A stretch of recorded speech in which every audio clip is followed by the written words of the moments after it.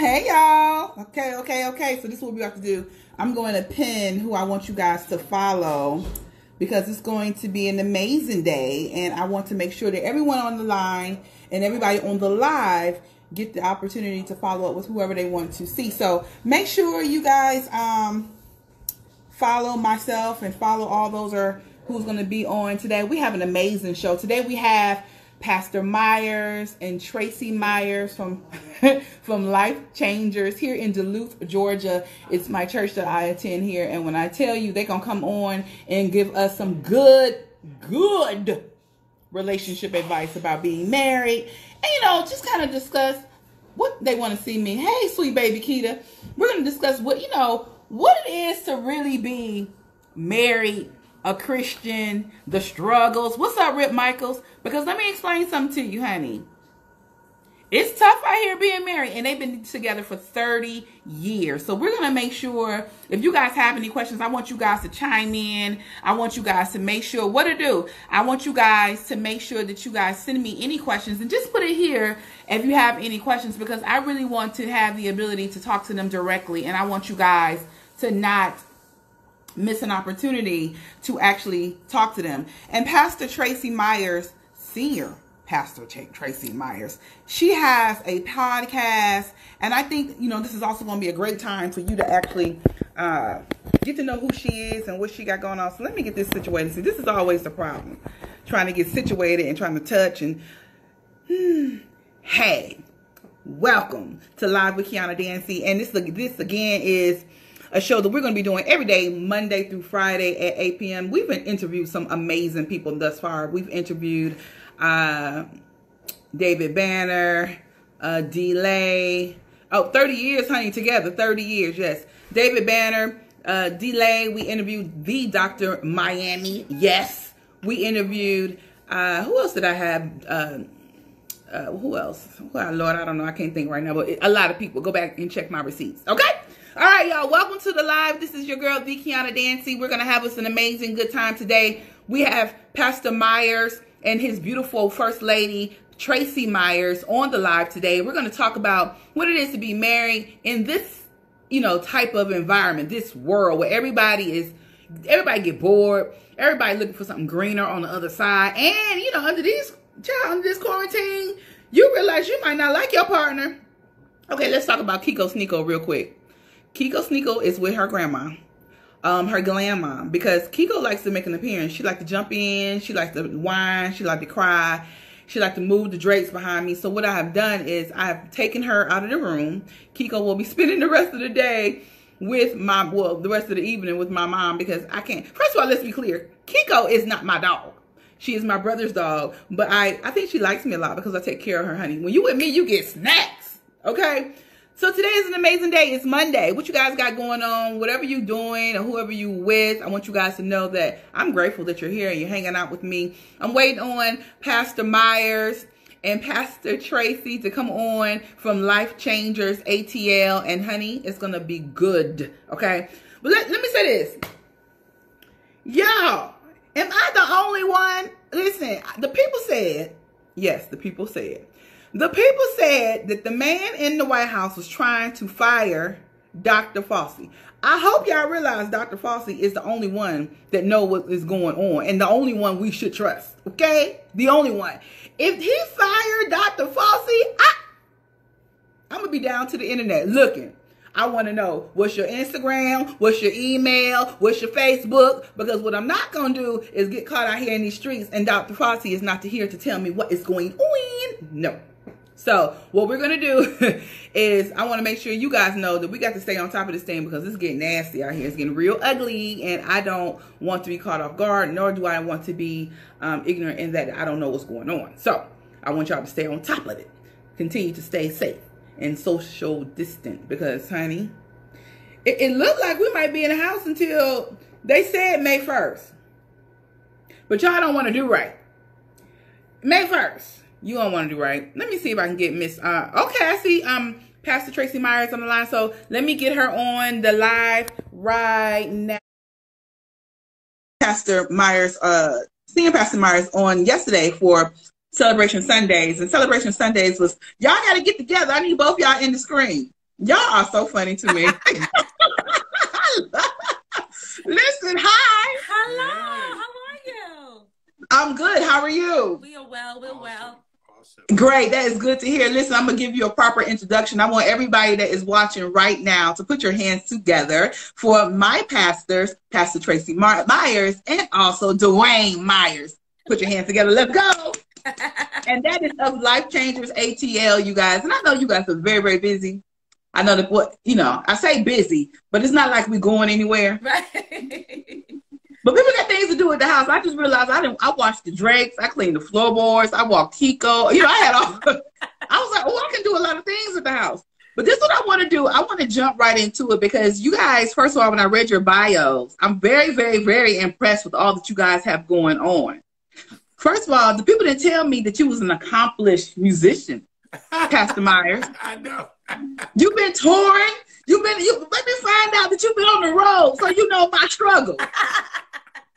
Yes. Right, okay. And then look, Pastor Tracy, you and your podcast, 8 a.m. prayer service. Now, let me do this real quick because I'm going to give you each an opportunity to speak specifically about what you have going on, right? Mm-hmm. But I want to know something about you, Pastor Myers. Sir, when you were on tour, were you saved? Yes.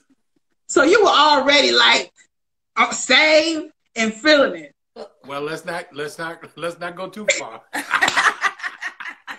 is what I love, because I love being able to have candid conversations with you, because I understand, like, that has been my struggle. Being on the road, there's a lot of different things out on the road that tries to sway me in a different direction. Let me tell you something. My many, many nights of hanging out on the, being on tour with different, and I'm usually the only girl. Oh, okay. So after the show, it's like, hey, what you doing? I'm like, I'm going to my room alone, So then you'll meet guys, or your co-stars or co-workers, or, try to say, well, I can walk you to your room. And I always say, I said, look, whatever you're looking for, I ain't got it on me. You hear me? I left it at home. Come on here. I left it at the house. Right. So, keep myself out of trouble. You understand? Right. What was one of your biggest obstacles when you were on tour as a saved man? What were one of your biggest obstacles? Like, I got to do something different because this is a struggle. I think the biggest struggle as a young man, was keeping myself. Mm-hmm. Not winding up, somebody sleeping next to me that I didn't know. Who you? Can you go home? How you get here? Right. That I got it. Yeah. So that was the biggest struggle. And then were you guys together when you were on tour or on the road? Not at first. Mm-hmm. But eventually, after we met, I was still traveling quite extensively. Mm-hmm. And the reason I asked that, because this is a question for you, Pastor Myers, Pastor Tracy.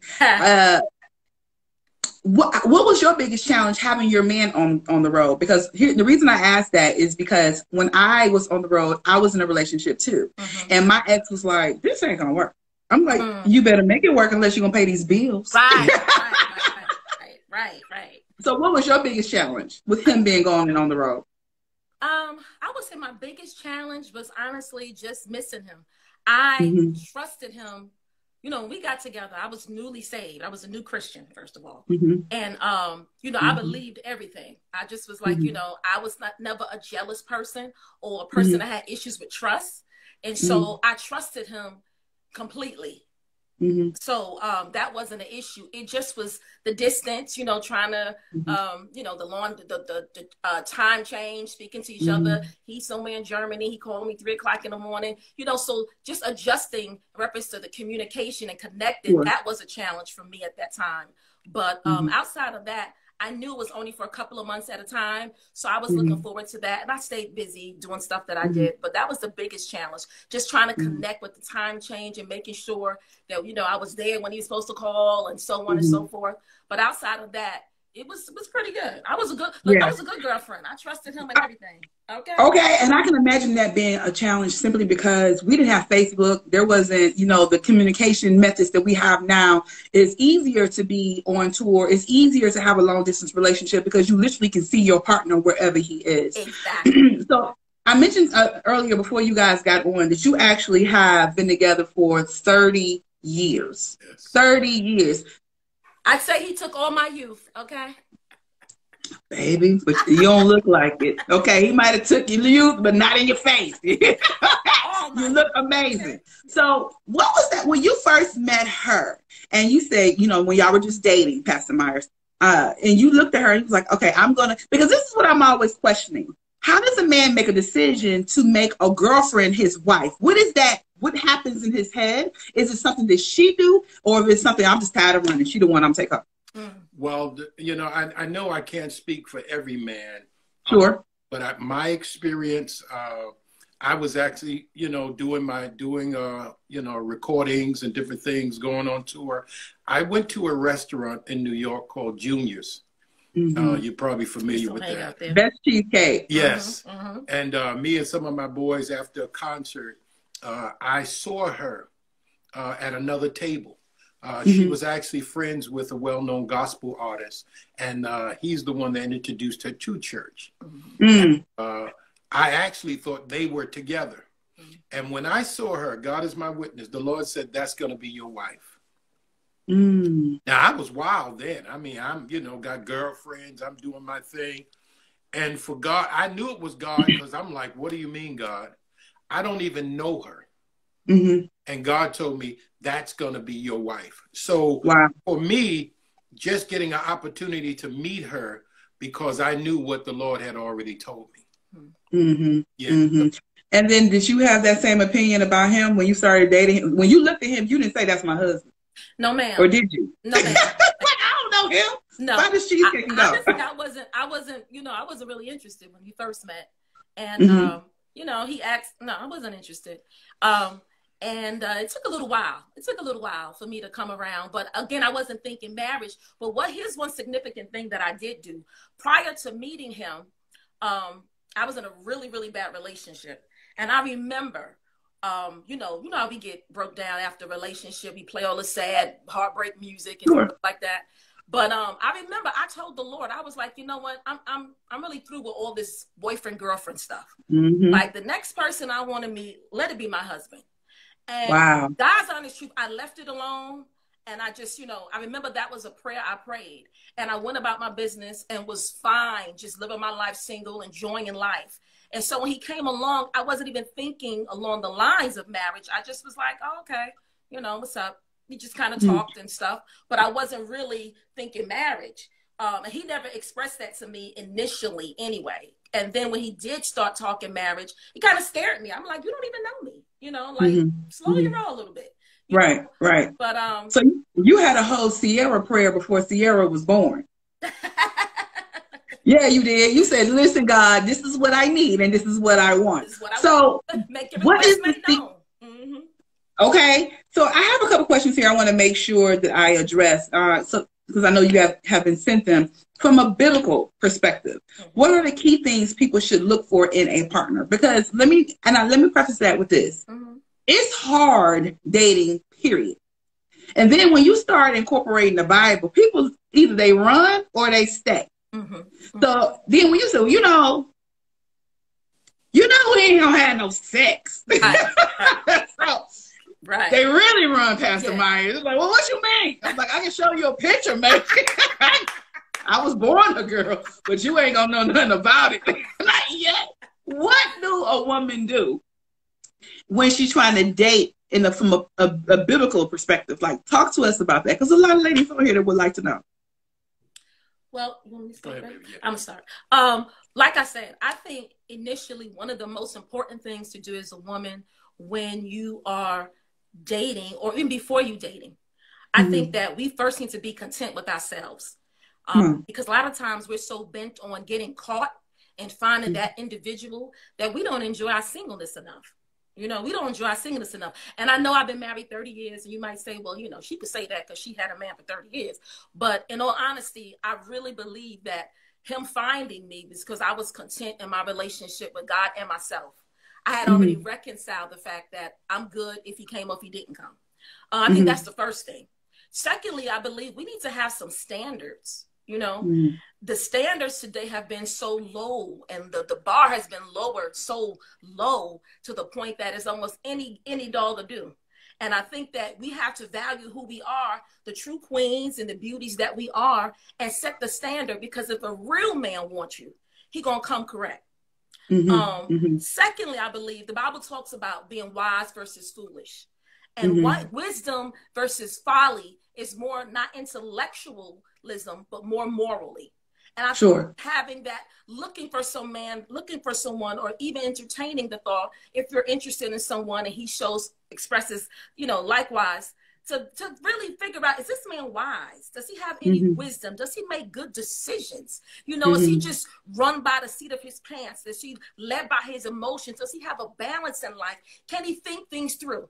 Because if he can't, then he's going to lead you down a dangerous path. Okay. Another thing I would think is important to know, does he possess the capacity to love? Sure. Because lust is one thing, but does he know what love is? When my husband and I, we first started dating, real talk, I was the first person he fell in love with. Because, so, a lot of times men, they think they in love, but it's really lust. Does he have the capacity? Is he mature enough to really understand what love is, to prefer you over himself?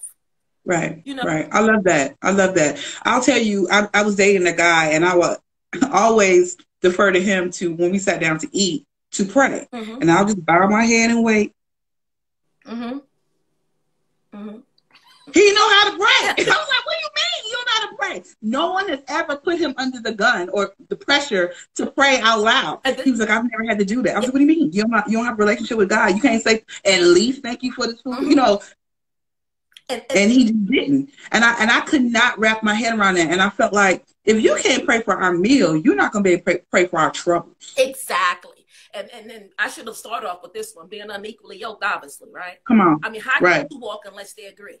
So, an unequally yoked is not just spiritually. It's in a lot of levels. Because you can meet a man who's, love the Lord all day, want to pray and all that, but does he have the same visions you have? Does he have the same goals and ambitions? What is his values and ethics? Do they line up? So unequally yoked is not just with an unbeliever, even though that should be the first preface of any relationship if you are a believer. Like you just said to me, because you could get with a believer, here's the next level, who's a Christian, but y'all on different levels.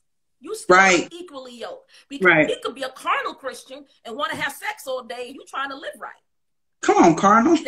Pastor Myers, do you have anything that you want to add to that? I think I agree with Pastor Tracy.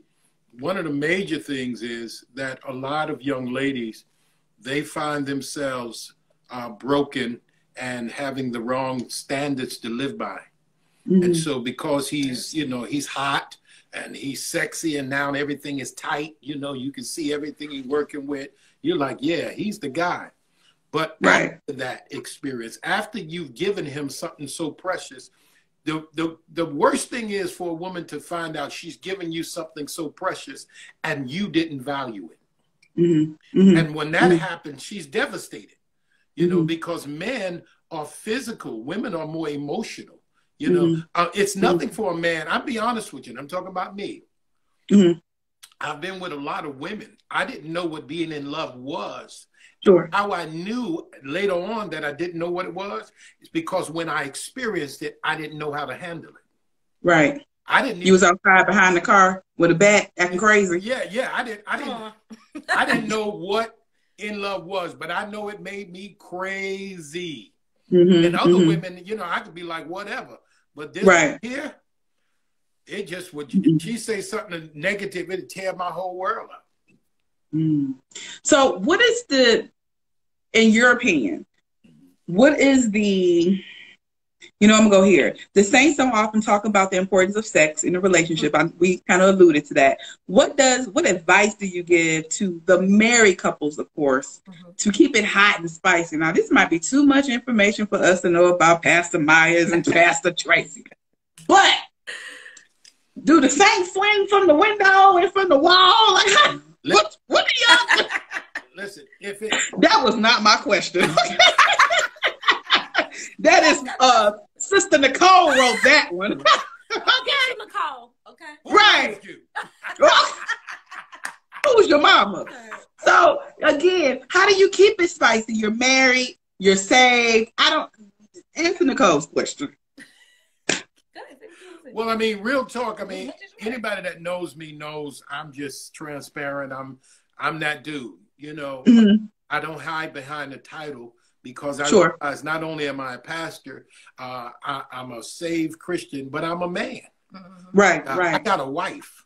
Right. I know the blessings that having a wife gives me. Right. Come on in here, wife.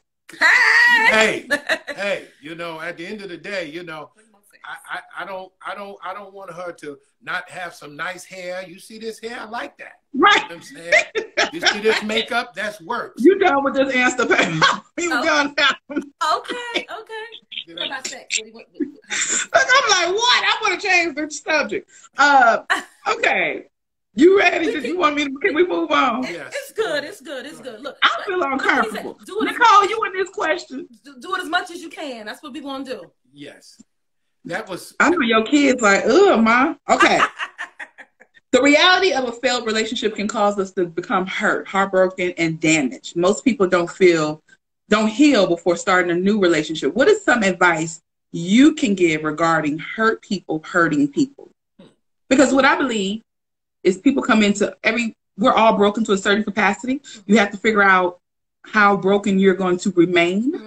And so the question would be, what is some advice can you give regarding hurt people hurting people? Go ahead, baby. Oh, excuse me. First, I would say, watch your mouth. A lot of times, and you know, I can testify to that. When you're a hurting person, usually they decree things, they declare things without them even realizing. They speak word curses over themselves, and they don't even realize it because the emotion has gotten the best of them. How many times have you been heartbroken or been through something traumatic and you start saying, I'm never going to love again. I'm never going to forgive. I'm never going to let the next man get close to me. And you start saying things like that and not realizing that the power of life and death is in your tongue. So every time you start making those decrees, it's taking on life and form. Yeah. So the first thing I would say is watch your mouth. Watch your mouth. Watch what you say, because what you say is so powerful, and it could start taking on the trajectory of your life, take you down a path you haven't been planned to go. Okay. Next, I would say faith without works is dead. You have to participate and make a decision if you want to be healed. Healing is a decision. And so if you don't, you know, we've gone through things in our marriage over 30 years, and there are things that we hurt each other, not intentionally, but it happens because you're humans. I had to make a decision, you know, am I going to stay hurt? Do I want to be healed? Because being hurt, you put yourself in a place of bondage and you need to be free. But if you don't make that choice and just say, I want to be free, but don't take any steps, then you're never going to get free. And freedom equates to being healed. Right? Yes. So you're going to be hurting people until you make that decision to say, I'm sick and tired of being sick and tired of being broken. It has to be a personal decision, and you have to be honest with yourself. Let's be honest. What role did you play?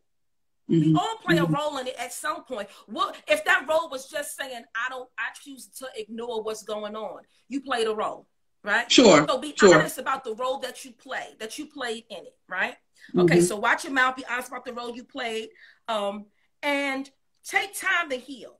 Take time to sit down somewhere and ask God to really heal your heart. Because the truth of the matter is, the Bible says out of the mouth, the heart speaks. But even more than that, it says out of the heart flows the issues of life. So if we don't take time to heal, I mean, whether that means, you know, obviously getting in your word, hearing some soothing music. But if you got to go to therapy, if you got to go to counseling, if you need to take a trip somewhere, take a retreat and just, you know, woosah, get away from everything and everyone, do that. Take time to take care of you. Because I love hearing that, because oftentimes churches, especially Black churches, won't say go to a therapist or won't say seek help outside of the church. No. And I appreciate that in you. Pastor Myers, would you like to, you know, add to that? Yeah, just this little point. One thing I'd like you to look at is this happening to me, this same scenario happening to me over and over again? Because I noticed that people that come out of hurt relationships, they somehow find themselves in dealing with the same person or personality over and over again. Yes. And if you don't change your way of thinking, your perspective on what kind of mate you want, you'll find yourself going over and over again. That's why there's no healing. That's why it's no healing. And not only that, but be careful that when you come out of a hurt relationship, when God sends the right person, that you don't treat them like they're the person that hurt you. Because if you do that, you're going to be hurt again because they're going to leave. Ooh, that's good. That's real good. Okay. Okay. And is there a scripture that you guys lean on as a couple, and you would advise some of the couples that's on the live now to go to, like, when, whether that's and I don't mean financial strife. I'm talking about relationships. Y'all mad. I remember my mother said that she had a friend who, her husband and she would cuss each other out in Bible scriptures. My mother said she stood there the whole time. She said, I don't know what. She said, I started taking notes. I didn't need to see, but what that mean went to her, you know. So what is a scripture that you guys lean on to strengthen your relationship? Because 30 years is a long time to be in any relationship. Any kind, right? Any kind. I would say we definitely gleaned. You would agree, babe. 1 Corinthians 13. They says the love chapter, but it's true, because I'm a firm believer that it's hard to love anybody if, one, you don't know how to first love yourself, love God, and be loved in turn. So that scripture talks about love being patient, it being kind, it's being long suffering. That's almost a curse word today, long suffering. Okay. We don't understand what long suffering means, what it means to be gentle and to be good and to be faithful. That scripture applies to everything. But we understand that the love we have in a marriage, in a marital relationship, is not the agape love, right? The agape love is the unconditional love. It's not just that. It's not just the phileo love. That's the brotherly love with your friends.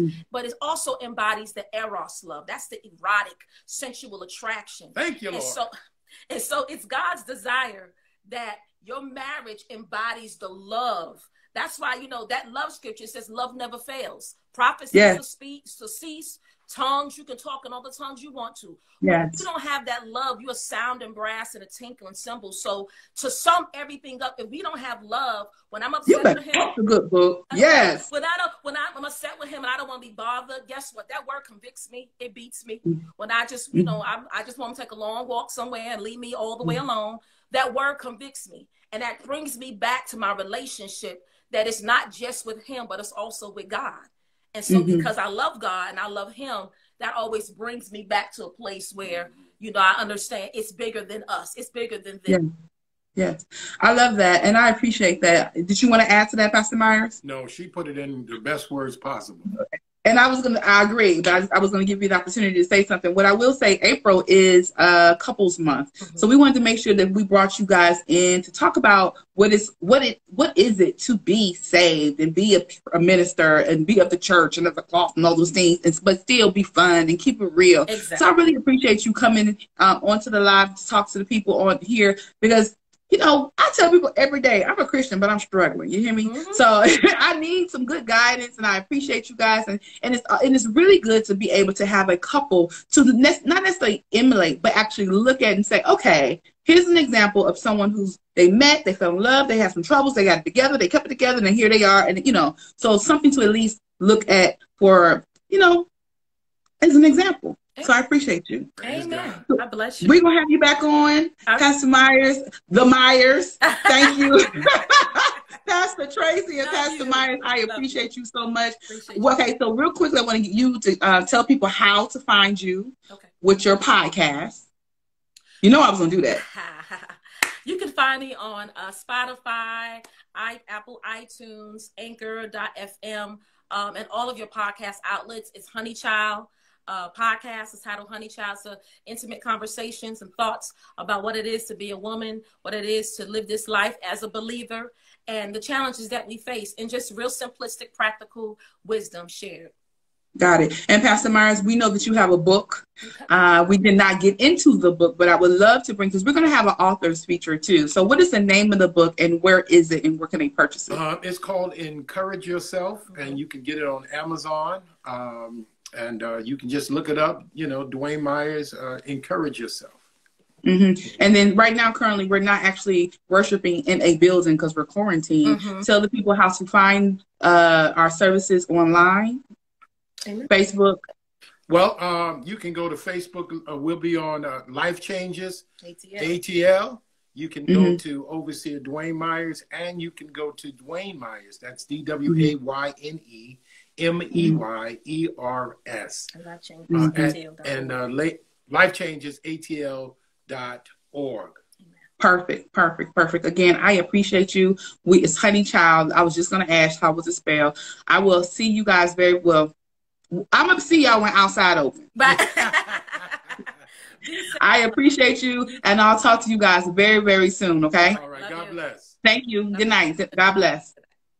Yes, honey. When I that information they gave us is priceless. Listen, first of all, what I heard him say was be patient. I heard her say listen. And the biggest thing was watch your mouth. You hear me? And I know for a fact that Miss Dancy got to watch her mouth. Now, today we have the one and only Stephen Speaks on the live. And, you know, again, I wanted to have an opportunity to talk to a married couple from a biblical, spiritual perspective. And then I wanted this young man to come on to talk to us about being single, just single. So this young man here, hello, Stephen. How are you? I'm doing well. Yourself? Pretty little handsome beard, pretty teeth. Hello, sir. I'm doing well. Yourself? Okay, in the voice. Okay, did you know that I'm great, thank you. Did you know you were my man crush today? Oh, am I? I didn't know that. I've never done it before. To the point where people were DMing me like, oh, I've never been your man crush. I'm like, sit down. Listen, I want to get into it because there's so many things that I want to talk to you about. And for those who don't know who you are, sad day for them, but today is a good day because they're going to know. Shout out to Kenya, all the way from Africa. Hello. So here's the thing. How did you get started?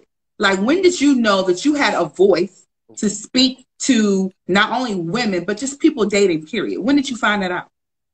It was like 10, 11 years ago. Mm-hmm. And it wasn't really like I knew it. So basically, it's a really long story, but God had led me to write a book. Yes. I never in a million years thought I would write a book. I failed classes in high school because I didn't want to write papers. My degree is in IT. So none of it made any sense. But I did it, and every time I did, completed a project, I would just pray again, like, okay, what do you want me to do next? Right. I just kept doing it, and it just slowly but surely led to all of this. I didn't see it all coming like this, though. So you said pray. So have you always been a believer? I've always believed in God. Okay. I haven't been a believer like this, though. Like, right. Once upon a time, I was living a completely different life, to be honest. As we all have. So you wrote the book, and then it was like, okay, I think I have them, because I know you were raised with a house full of women. Yeah. Do you think that actually helped you really figure out, okay, I have the puzzle. Let me help these brothers out here in these streets figure out how to deal with these women? Now, you know what? I'm going to be real. I feel like it confused me more. Oh, really? Yeah, because growing up, I only saw women as the victims. And it was just like, I always saw them hurt. I only knew their side of the story. I didn't really know what was going on from the men's side. So in a lot of ways, you could say my perception was kind of biased. It wasn't until I went through my own experiences, but more importantly, talked to God. God showed me what I needed to see. But I will say that maybe growing up with women allowed me to have more empathy and a deeper connection with women, so to speak. And maybe allow me to be more in tune with women than the average man is. But as far as just overall knowledge and understanding, it took God because, like my whole family is damn near women. So it really threw my perception off. So this is the thing. I put out a SOS. I said, hey, ladies, Stephen's going to be on the live. What I need you guys to do is send me all your questions. So here we go. You ready? I'm ready. First of all, the girls want to know, are you single? I am single. Yes. Why are you single? You have so much advice for all the people that are dating out here, and we're in the struggle. And I'm sure you have the pick of the litter, literally. Tell me, why are you single? So number one, I can't be with someone unless God says they're for me. Or, come on. I don't know if you caught what yeah. I said. I said I can't be with someone unless God says they're for me. And so, yes, I'm not gonna lie. I could get a relationship tomorrow if I want. I could get a relationship tonight if I wanted. Right. But it's not on the live right now. You could. Right. The girl said, "Hey." Yeah, but it's not about getting a relationship. It's about being with who God says I'm supposed to align myself with. And we fail to realize, like, just because you have the knowledge or just because you are well equipped to have a healthy relationship, it doesn't mean it's time for you to have a relationship. There may be other things that God wants you to do first. And we fail to realize that we typically get sidetracked when new love comes into our life. And we aren't always on point with the other things we need to be doing. And so what I've learned is that God wants us to, there has to be a foundation set first. And everyone's foundation requirement is going to be different. You know what I'm saying? Right. Some people don't have to go through an entire long process. I'll be honest. I think for me, my process is a little more in depth because look at the position I'm in. I can't be out here playing games. I can't just get with anybody. There's so much more to it. And I can't afford to get with somebody or a situation that's going to knock me off of my path. So to me, it's really that. That's what it really boils down to. I'm just trying. The same way I tell everybody else to trust God's process and timing, I'm trying to do the same thing. And that's and I respect that. So one of your books, you have some really, really clever titles to your book, your book. And one of the ones I like the most is Sis, He's Lying. Where did that come from? What are the men lying about other than everything? And tell the people, where did that title come from? And then after reading the book, what is the one thing that you want people to walk? What's the takeaway? All right. So one, the title was a fluke. So what happened was I have a guy who helps me with my emails. And he put the subject line, "He's lying, sis." And it led to an article that I wrote a few years back. But the article wasn't titled "He's Lying, sis." He just put that in the subject line. But the email went, like, people went bananas on the email. Like, oh my God, the open rate was crazy. And so somebody, I can't remember a friend made a joke, was like, you should write a book called "He's Lying, Sis." Now, I had a book that I was preparing called "Why He Does That." But then I said, you know what? I'm just going to use the "He's Lying, Sis" and do that. Right. And that's really how the title came about. You know what I'm saying? I don't even use the word sis in my vocabulary in regular life, but it just made sense for the book. And of course, it's a popular term right now. So I ran with it. And the book breaks down different scenarios that are very common for women to come up against, that men are lying about, or men may be lying about. And again, it's not men like all men. All men ain't lying. You know what I'm saying? I agree. I was being petty. I'm sorry. It's all good. But there are, men who are, and women as well, engaging in deceit. That's just the reality of it. But as far as what I want people to take away from the book, to be honest with you, you know what I want women to take away from the book the most? Trusting their intuition. Like, yes, I'm going to break down scenarios. I'm going to help give confirmation. I'm going to help you see things more clearly and understand men's actions and their words. But at the end of the day, I want women to learn to tap into and trust their intuition and learn how to listen to God. Like, again, in almost every book, if not every book I've written, I tell people, don't just take what I say. I want you to take what I say, go to God with it, and make sure it's for you. You know what I'm saying? We got to learn how to have that relationship. So that's really what I want. Because my whole thing is, I'm trying to break the negative cycle of relationships. That's all it really comes down to. So that means exposing the lies. That means exposing all the games. That means calling out the dysfunction. I plan on calling it out on both sides, men and women. So there will be a sheep lying, bruh, or some version of that kind of book. Right. You know what I'm saying?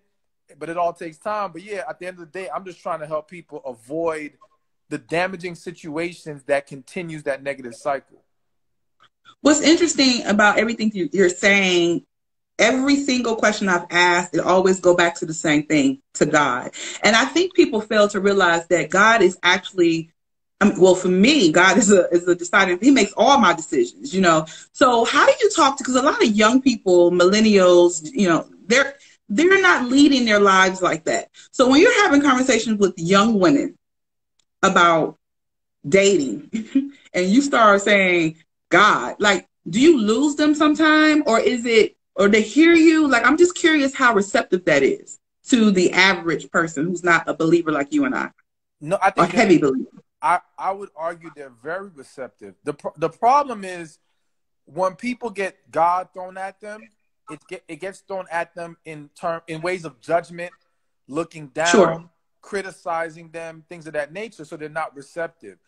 I'm bringing it to them as far as this is to help enlighten you. This is for you. This ain't about me judging how you doing things. I ain't judging nobody. I just want to encourage you on that path. And the reality is that most people, they do have a desire for God in their life, but they don't know how to go about it. You know what I'm saying? Right. And some may be jaded, but when they see someone else kind of represent that life and be so confident about it, it inspires them. So I haven't really gotten, like, the only people who push back against it are the people who are just do not believe at all. Yeah. And even then, I've had people come to my show, say, you know what, I'm not a believer, I'm not spiritual, but when you talk about God, it doesn't push me away. And it actually makes some of them want to learn more. I love to hear that. One of the questions that was sent in was, I am not a virgin, but I am not having sex right now. Every time I date a guy, he seems to run away because I tell him I'm not having sex till I get married. So how do you talk to women who are very grown? You know how you old girl, you're trying to take the thing off the table. Now you didn't ran through all the boys. Now you want to not give it up. So as my homeboy say, well, why couldn't meet her when she was a hoe? Okay, whatever.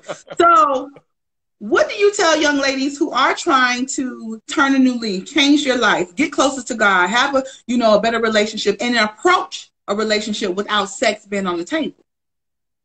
So it's, number one, don't be. You ain't gonna say nothing? No. It's like, yo, I had a friend who was a 39-year-old virgin. All right. And when we became early on, she told me that whenever she mentioned to men that she wasn't having sex, they would run. And I said to her, no, it's not that men aren't open to it. One, you're projecting a negative outcome. Your energy when you talk about it is all wrong. You gotta be confident about your abstinence. You know what I'm saying? It's for you, it's for God, it ain't for them. And you gotta be confident to where, like, you gotta say it in the sense of, I know my value so high that you're gonna want this even without that. You gotta think like that. Because if you don't, they're not gonna see the value if you don't see it. You know what I'm saying? Right. So one, you have to be confident in your abstinence. But also, I'm gonna say this, we're gonna keep it all the way real. Come on. The issue, we got to stop scapegoating certain things and overlooking our other shortcomings. So, for example, let's say a dude is short, he's broke, don't know how to hold a conversation, and he's overweight. And then he says, oh, these women don't want me because I'm short. So you're going to overlook that you broke, can't hold a conversation. Right. I was like, wait. And nobody cares nothing about them little legs, sir. You know what I'm saying? Like, you're scapegoating this one thing, not realizing you're not presenting the value that makes people want to look past that. We all have to be mindful of what are we, not just what we know of ourselves, what are we exuding? You know what I'm saying? And many of us are not exuding value. And so, of course, that people are going to run from that. But I tell you what, there are women right now who can think about it like this. If Rihanna told dudes, I'm not having sex if you want to talk to me, you don't think there's going to be a line of dudes still want to holler at Rihanna? Sure. You see what I'm saying? Like, it's not about the sex thing. Yes, some men will run because some men just don't want to deal with that. But they're not for you anyway. So let them run. Right. You know what I'm saying? But if you tap into your real value, you ain't got nothing to worry about. I love that. I don't know if you need to have a conversation with the brothers so they know that too. But here's the thing. We've all read the book. We all read Steve Harvey's book. You know, he wants you to wait 90 days. If we haven't read it, we saw the movie, whatever. What, in your opinion, do you think women should hold out the cookie? Do you think you should just say, you know what? And I'm going to say this, Stephen, you're going to owe me another interview because your whole face blurry. Oh, is it? Yes, but don't you go, because we can hear you perfectly. Right. So I want to know, do you believe in the wait the night, make him wait? Not even if it's 90 days, not whatever amount of time, but do you think a woman should make a man wait? I think a woman should wait. Okay, it's not about the man. It's about her. So listen, as a woman, can you properly evaluate this man if you jump into having sex too soon? Most people cannot. So be real with yourself. Forget what he thinks. Forget men rules, whatever. It's about you. Can you avoid not getting caught up with having sex? Can you avoid not getting blinded by it to where now you can't properly evaluate this individual? That's what I want the woman to focus on. And are you actually comfortable when you do it? The reality is that a lot of women have sex thinking it will make the guy like her or stick around, but she's not fully comfortable in that moment. She still has reservations. She's still questioning in her own head, is this too soon? So if you're not comfortable, why the hell are you doing it? You shooting yourself in the foot. Now, granted, I love if we're going to keep it like spiritual, then of course we should all wait till marriage. But the reality is everybody ain't going to wait till marriage. So at the very least, make sure you can properly evaluate this person, not get caught up. And again, why are you doing it? Or if you can have sex with him, and if he don't call you tomorrow, you're going to be okay, then that's your choice as a grown adult. But if you're going to feel some way if he don't hit you up, then why are you jumping in bed? Because clearly you waiting for a outcome. I agree. I mean, I just don't understand having sex with a man and hello. You don't even know if he like his chicken grilled or baked. You don't know if the man like hot sauce or barbecue sauce. Like, what? Why would you give yourself to somebody that you? First of all, sis, you don't even know where the man lives. Exactly. I cannot wrap my brain around it. I'm not judging. I'm not saying I haven't been there, but I am saying that I start to value myself and like, you know, it's funny. I had a friend, met a guy. And she was like, oh, he was fine. That doesn't motivate me. Like, because you're just fine. What does he speak like? What does he do? What are his hobbies? What is his relationship with his mother or his father? Like, who is he? And she can answer those questions. No. One of the questions here from Love Angel 37, she said, what if you want a God-fearing man and he keeps bringing up your past if you have kids? I mean, bringing up your past in regards to the kids, or bringing up your past like how you used to run the street? I'm trying to understand. I'm not really sure that's the way she wrote it, but I would assume she's saying that he's judging her past, which we all have one. I mean, listen, some men are insecure about that. First and foremost, before you even worry about him judging your past, is he the man for you?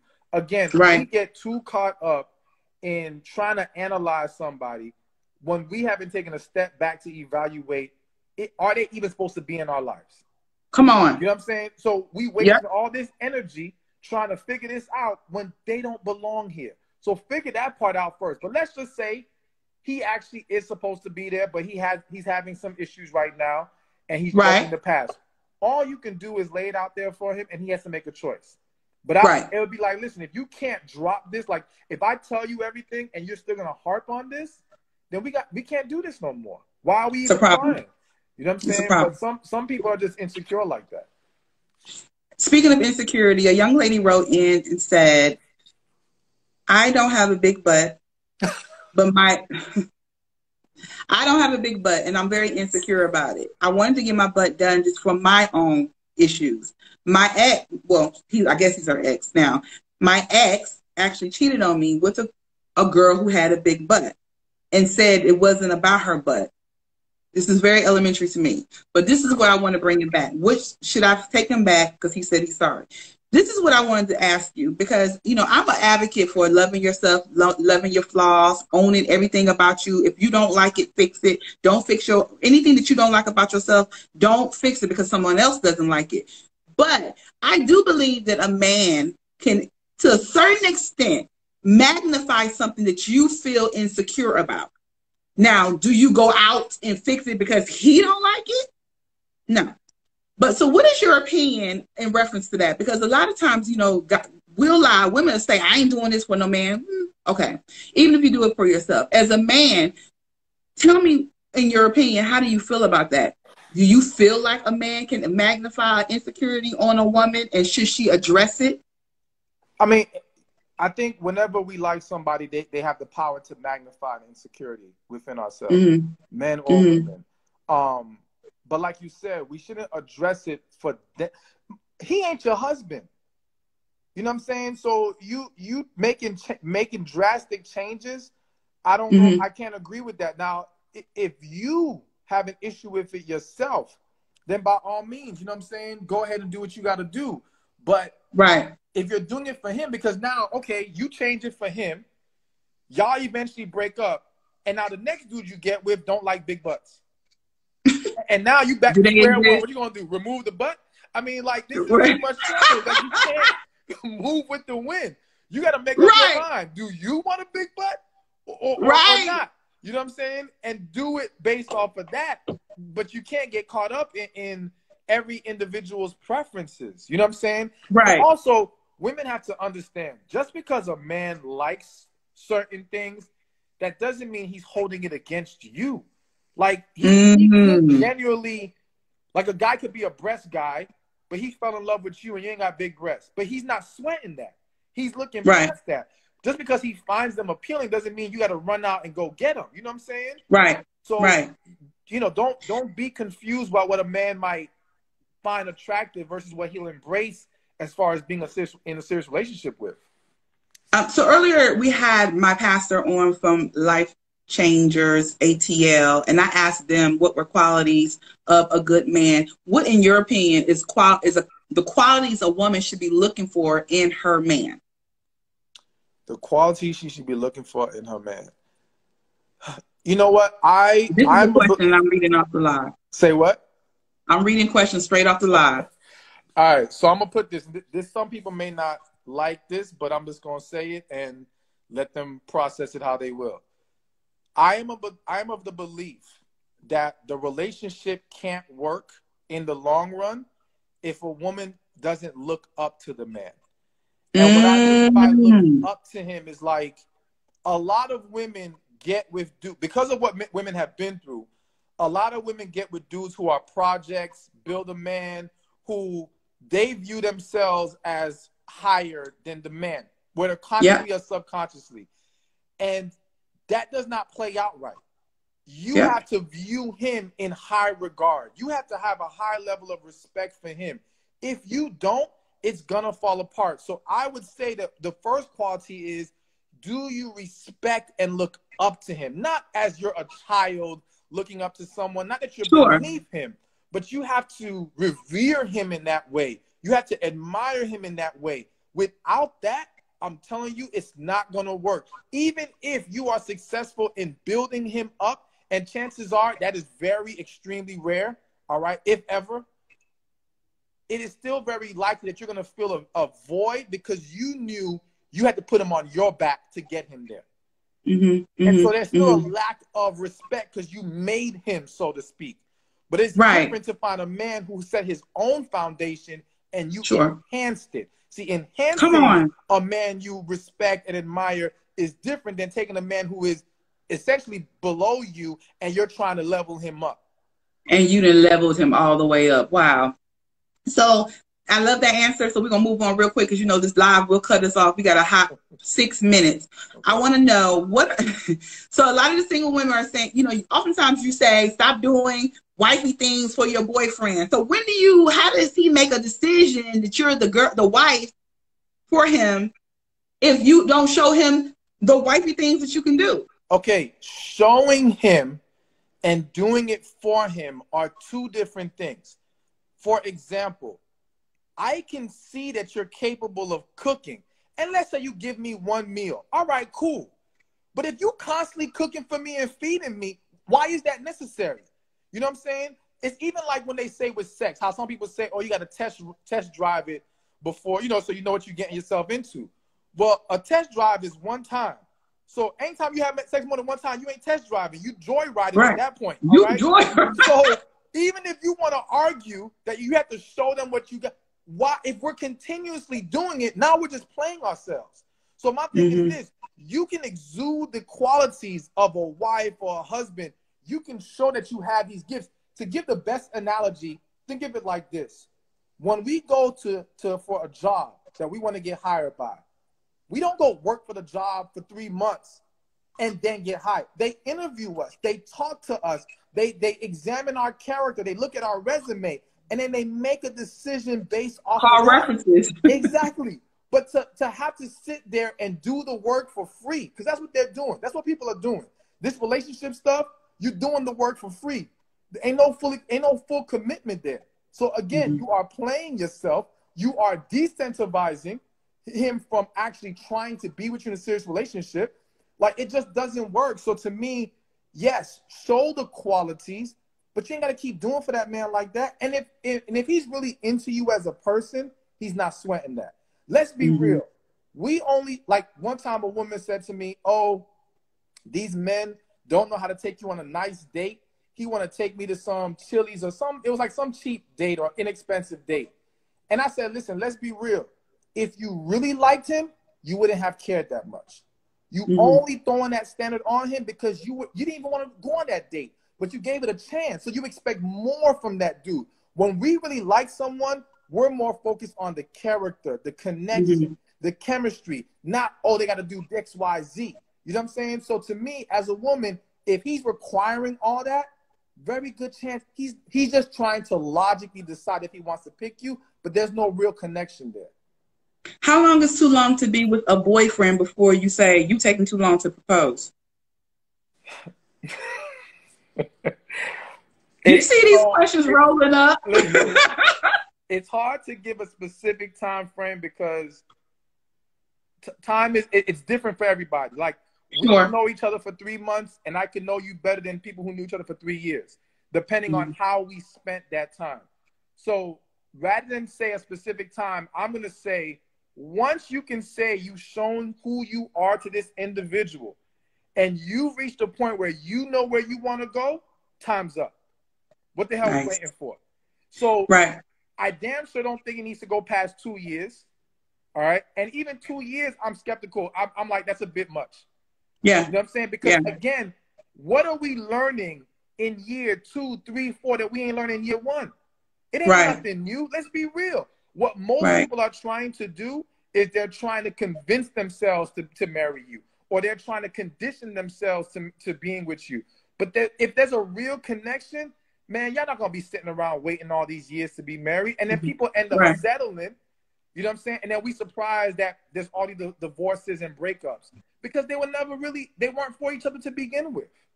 Right. So, you know, Stephen, you have a lot of amazing things happening. You wrote multiple books. You're on tour. I know your calendar was full to the end of the year like mine, but outside is closed. What can we look forward from you? You know, and also right now, what are you doing to maintain your sanity in the quarantine? Oh, I'm good. So I'm an introvert. So this ain't nothing for me. Staying home is normal. I make sure I work out. I have my daily routine, prayer, stretching, doing a lot of walking, exercising, eating right. You know what I'm saying? You know, I do a lot of just reminding myself to not get caught up in what's going on in the world. You know what I'm saying? A lot of times we got to understand, focus on what God wants you to focus on. A lot of things that happens in the world that we see on the Instagram or social media, it's there to throw us off. It's there to pour negativity into us. We got to protect our minds and protect our peace.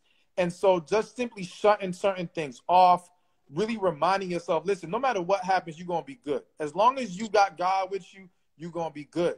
So I just stay focused on moving forward and doing what I'm supposed to do, because at the end of the day, the last thing you want is for this thing to finally be done and you ain't make no progress in life. Yeah. So we have 29 seconds. I want you to tell the people about your book real quickly, where they can get it from. All right. So you can get my book. You can actually go to click the link in my bio right now on my page, Stefan Speaks. to get your copy of He's Lying Sis. Also, I have a membership program for women. I'll let some people in. So if you want in the membership coaching program, which is going to teach you about healing, feminine energy, it's okay. I love you. It's okay.